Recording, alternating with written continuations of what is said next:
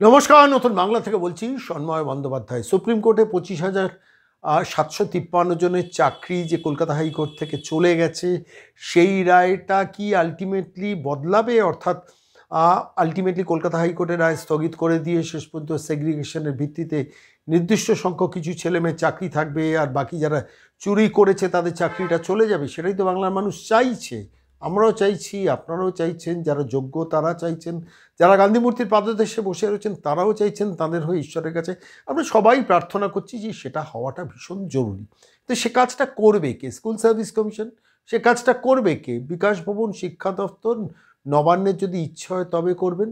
তাদের কি ইচ্ছেটা আছে, সদিচ্ছাটা আছে? আমি এই প্রশ্নটা দিয়ে এই প্রতিবেদনটা শুরু করছি আবার এই কারণে স্মরণ করিয়ে দেওয়ার চেষ্টা করছি যে এক শ্রেণীর আন্দোলনকারী ছাত্রছাত্রীরা যারা যোগ্যতার ভিত্তিতে, মেধার ভিত্তিতে চাকরি পেয়েছেন, তাঁরা বড্ড বড্ড মানসিক যন্ত্রণায় দিন কাটাচ্ছেন, রাত কাটাচ্ছেন। শুধু সেই জায়গায় থেকে ভাবার চেষ্টা করছি, আমি যদি যোগ্যতার ভিত্তিতে চাকরি পেয়ে 7 বছর স্কুলে শিক্ষকতার চাকরি করতাম, তারপর যদি একদিন আমাকে কলকাতার ধর্মতলার রাজপথে বসে থেকে চিৎকার করে বলতে হতো উই ওয়ান্ট সেগ্রিগেশন, সেটা যতটা যন্ত্রণা আমার জীবনে হতো, যারা যোগ্যতার ভিত্তিতে চাকরি পেয়েছে তাদের জীবনেও সেই যন্ত্রণা। সেই অনুভবের জায়গা থেকে আমি এই কথাটা বলছি যে তাদের চাকরিটা ভীষণ ভীষণ ভীষণভাবে বাঁচাটা দরকার। এবং সেই জন্যই যেটা দরকার ছিল স্কুল সার্ভিস কমিশনের এই যোগ্যদের সঙ্গে সরাসরি নিজেদের মধ্যে একটা বৈঠকে বসা। দরকার হলে ম্যারাথন বৈঠক, 3 দিন হোক, 7 দিন হোক, ম্যারাথন বৈঠক করা, যে আমরা কিভাবে সেগ্রিগেট করবো। আচ্ছা বলুন তো, যোগ্যতার ভিত্তিতে যারা চাকরি পেয়ে শেষ পর্যন্ত চাকরি হারানোর মুখে দাঁড়িয়ে রয়েছেন, যারা রাত জাগছেন, দিন জাগছেন, টেনশনে রয়েছেন, বাড়িতে বৃদ্ধ বাবা মাকে বলতে পারছেন না, স্ত্রীর মুখের দিকে তাকাতে পারছেন না, বাচ্চা ছেলে মেয়ে মুখগুলোর মুখের দিকে তাকাতে পারছেন না, রাতের পর রাত জাগছেন এইটা ভেবে যে বাড়ির যে লোনটা নিয়েছি শেষ পর্যন্ত সেই লোনটা শোধ করবো কী করে যদি চাকরিটা চলে যায়। একজন ভদ্রলোক তো মৃত্যুর মুখে ঢলে পড়েছেন।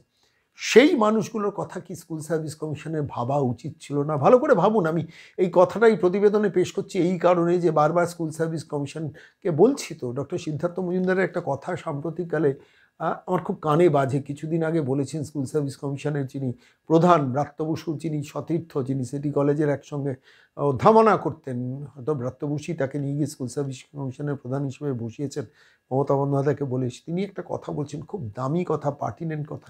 সেই কথাটা আমার এই মুহূর্তে মনে আসছে বলে বলছি। তিনি বলেছিলেন যে কি করে বলবো যে যারা যোগ্যতার ভিত্তিতে চাকরি পেয়েছে তাদের যে তালিকা, সেই তালিকার মধ্যেও জল নেই। অর্থাৎ তিনিও বুঝতে পেরেছেন যে এর মধ্যেও জল থাকতে পারে, অথচ স্কুল সার্ভিস কমিশন বাইরে কি অভিনয় করছে। আমি বলছি অভিনয় ভণ্ডামি ছাড়ুন। নেক্সট শুনানির আগে স্কুল সার্ভিস কমিশন একদম সেগ্রিগেশনের লিস্ট নিয়ে যোগ্য যারা ছেলে মেয়ে চাকরির পরীক্ষায়, যারা যারা চাকরি করছে 6 বছর ধরে, তাদের সঙ্গে একটা বৈঠকে বসুন। আমি হাত জোর করে অনুরোধ করছি স্কুল সার্ভিস কমিশনের কর্তাদের, ইমিডিয়েটলি তাদের সঙ্গে বৈঠকে বসে সেগ্রিগেশন লিস্টটা তাদের সঙ্গে সামনে বসে ট্রান্সপারেন্ট ওয়েতে বসে একটা ফাইনাল করুন যে আমরা এই অযোগ্যদের তালিকা করেছি, এইটার ভিত্তিতে এরা যোগ্য। কারণ স্কুল সার্ভিস কমিশনের এই যোগ্যদের হয়েও আমি যতদূর জানি আদালতে মামলা লড়ছেন কোনো না কোনো আইনজীবী। আমি জানি সংগ্রামী যৌথ মঞ্চও এদের হয়ে লড়ছেন, সেটা আমি জানি।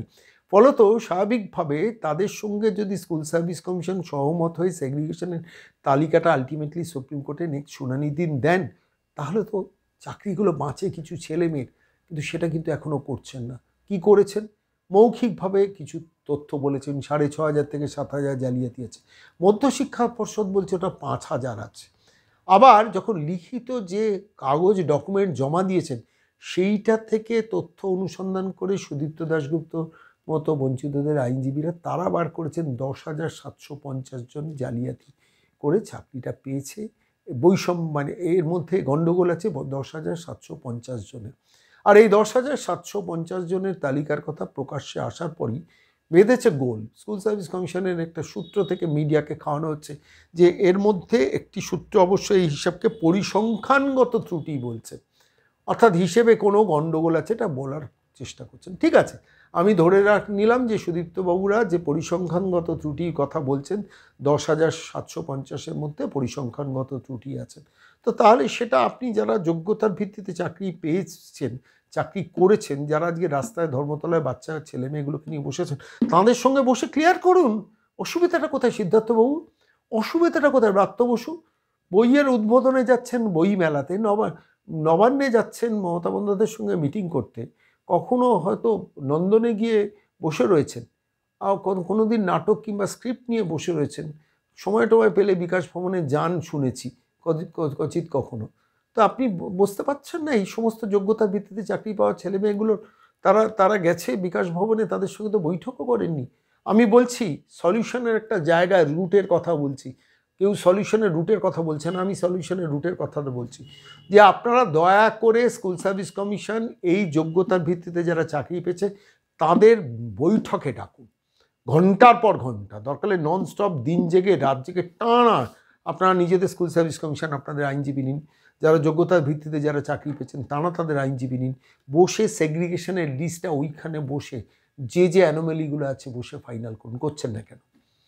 আজকে যদি এদের চাকরি চলে যায়, এদের জীবনটাকে আপনি ফিরিয়ে দিতে পারবেন? আমি তো বলছি যোগ্যতার ভিত্তিতে যারা চাকরি যদি চলে যায়, শেষ পর্যন্ত ঈশ্বর করুন যেন থাকে, তাদের 50 লক্ষ টাকা ক্ষতিপূরণ তাদের দিতে হবে, এবং অবশ্যই গান্ধী মূর্তির পাদদেশে ওয়েটিং লিস্টে যে ছেলেমেয়েগুলো বসে আছে তাদের জন্য অন্তত 50 লাখ টাকা করে ক্ষতিপূরণ দিতে হবে এই স্কুল সার্ভিস কমিশনকে।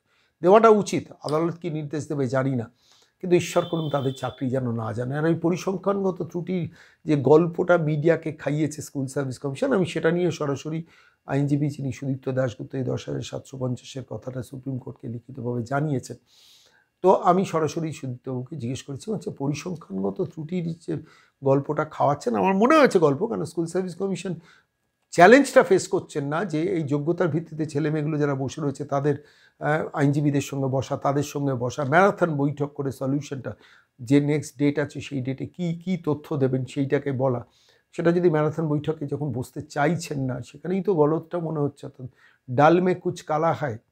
সরাসরি এই বিষয়টা নিয়ে সুদীপ্ত দাশগুপ্তকে জিজ্ঞেস করেছেন, এই পরিসংখ্যানগত ত্রুটির যে গল্পটা খাওয়ানো হচ্ছে এটা কি ঠিক? আপনার কি মনে হয়? কারণ আপনি তো 10,750 স্টেটমেন্টটা দিয়েছেন, ফলত এটা কি ঠিক? কি বলেছেন সুদীপ্ত দাশগুপ্ত? বলেছেন পরিষ্কার, আমি এসএসসির সঙ্গে চ্যালেঞ্জ নিচ্ছি। এটা তো চ্যালেঞ্জ নিচ্ছেন বলেছেন, কিন্তু আলটিমেটলি এই চ্যালেঞ্জটা নিয়ে স্কুল সার্ভিস কমিশন তো চ্যালেঞ্জটা নিচ্ছে না। স্কুল সার্ভিস কমিশন পালিয়ে বেড়াচ্ছে, যোগ্যদের থেকে পালিয়ে বেড়াচ্ছে। আমি বলছি এই যোগ্য ছেলেমেয়েগুলোর সঙ্গে স্কুল সার্ভিস কমিশন ম্যারাথন, যতদিন যেদিন যেদিন হিয়ারিং আছে তার আগে পর্যন্ত ম্যারাথন মিটিং করে সুপ্রিম কোর্টে একসঙ্গে যান, গিয়ে সওয়াল করুন এরা যোগ্য, সে প্রমাণটা দিন। দিচ্ছেন না কেন? ভয়টা কোথায়? অসুবিধা কোথায়? মধ্যশিক্ষা পর্ষদ এক তথ্য, মৌখিকভাবে স্কুল সার্ভিস কমিশনের সিদ্ধার্থ মজুমদার এই ব্রাত্য বসুর গ্রুপ একটা মৌখিকভাবে তথ্য দিচ্ছেন, আবার যখন লিখিতভাবে ডকুমেন্ট জমা দিচ্ছেন সেখানে বেরোচ্ছে 10,750। আমি এই বিষয় নিয়ে আইনজীবী সুদীপ্ত দাশগুপ্তর সঙ্গে একটু খোলামেলা কথা বলেছি, এবং কি বলেছেন সুদীপ্তবাবু প্রশ্নের উত্তরে শুনুন। সুদীপ্ত দাস, সন্ময় বলছি। হ্যাঁ, নমস্কার সন্ময়বাবু, বলুন। বলছি বেআইনি নিয়োগে আপনারা আপনাদের তরফ থেকে আপনারা যে আইনি লড়াইটা লড়ছেন 25,753 চাকরি চলে যাওয়া নিয়ে, সেখানে আপনারা চিহ্নিত করেছেন 10,750 জনকে। এখনো পর্যন্ত টিল নাও, এটা আরো বাড়তে পারে, কিন্তু এখনো পর্যন্ত যে তথ্য স্কুল সার্ভিস কমিশন সুপ্রিম কোর্টে জমা দিয়েছে তার মধ্যে থেকে আপনারা 10,750 জনকে আপনারা আইডেন্টিফাই করেছেন। এটা নিয়ে স্কুল সার্ভিস কমিশনের একটা সোর্সের বক্তব্য হচ্ছে, যেটা মিডিয়াতে বেরিয়ে হচ্ছে, যে এই তথ্যে পরিসংখ্যানগত ত্রুটি আছে। কি বলবেন এটা, এই সম্বন্ধে আপনার বক্তব্য কি? দেখুন, প্রথমত বলে দিই যে এই যে 10,750 ফিগারটা, এটা কোনো আইডেন্টিফিকেশনের বিষয় না। এই ফিগারটা এসএসসি যে বিভিন্ন কাগজ জমা দিয়েছে সেখান থেকে দেখা যাচ্ছে। এই ফিগারটা যদিও এসএসসি এটা কোর্টের কাছে অফিসিয়ালি প্রডিউস করছে না, কারণ তাদের ইন্টেনশন হলো যারা বেআইনিভাবে চাকরি পেয়েছে তাদের চাকরি বাঁচানোর। এই ফিগারটাও ফাইনাল না, আরো কত আছে, এবং এবং এমনও কিছু আছে যে আইডেন্টিফাই করা যাচ্ছে না। তাই জন্যই আমাদের প্রস্তাব হলো যে পুরোটা বাতিল করে নতুন করে পরীক্ষা। এটা হলো প্রথম বিষয়। দ্বিতীয় বিষয় হলো, এই যে পরিসংখ্যানের কথা আপনি বলছেন, এসএসসি বলছে পরিসংখ্যানগত ত্রুটি আছে। যদি ত্রুটি থেকে থাকে, কোথায় ত্রুটি আছে সেটা ওনারা খোলসা করে বলুক। কোনো একটা জায়গায় আমি চ্যালেঞ্জ করলাম এসএসসি কে, কোনো একটা জায়গায় দেখাক যে কোনো ত্রুটি আছে। যেরকম একটা জায়গায় এসএসসি বলছে যে, যেখানে বলা হচ্ছে যে রেকমেন্ডেশনের চেয়ে বেশি অ্যাপয়েন্টমেন্ট, সেখানে একটা ওরা এক্সপ্লেনেশন দিয়েছে। আমি আপনাকে বলছি, যখন একটি স্কুলে রেকমেন্ডেশন দিচ্ছে এসএসসি, ধরুন সেখানে কেউ কারুর নামে এক্স কে রেকমেন্ড করলো, সেই স্কুলে আর এক্স এর নামে সেই রেকমেন্ডেশনের ভিত্তিতে নিয়োগপত্র দিল পর্ষদ।